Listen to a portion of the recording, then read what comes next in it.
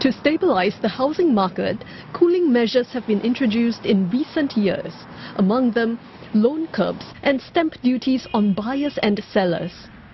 These have yielded results. From the peak in the third quarter of 2013, prices of private homes have dropped by an average 0.9% each quarter. The contribution of accommodation costs to inflation has come down significantly. Household balance sheets have started to strengthen, with annual growth in household debt moderating to 1.7% in the first quarter of this year, down from 8% over the last 5 years. But it's not yet time to lift the cooling measures.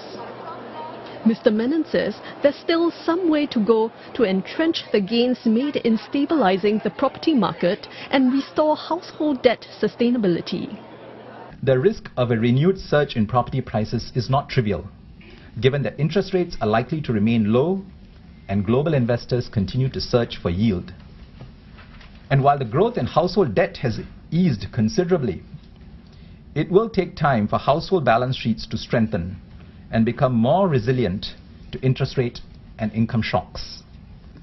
It's a prudent decision on the central bank's part and one that's still relevant, say analysts. Private residential prices have gone up by 60%, whereas household income growth has only gone up by 30%. These numbers are focused on the residential market only. What MAS and MOF are looking at would include households that have also purchased commercial properties, individuals who have purchased shoebox industrial units, shoebox office and retail units, today are servicing those loans classified under commercial loans, and it has added on to the household burden. Mr. Khoo added that while the news won't shock the market, it's a blow to those who recently bought properties, under the impression that the cooling measures would soon be relaxed. And as demand begins to dwindle, Mr. Khoo says developers will take much longer to clear unsold units, currently numbering about 27,000. This could worsen the glut in the property market. An economist thinks that the cooling measures should continue, as it was difficult to address the rapid increase in prices years ago. But policymakers will have to balance between the interests of different groups. Some segments of the populations want property prices to go up, but the other segments are worried about affordability.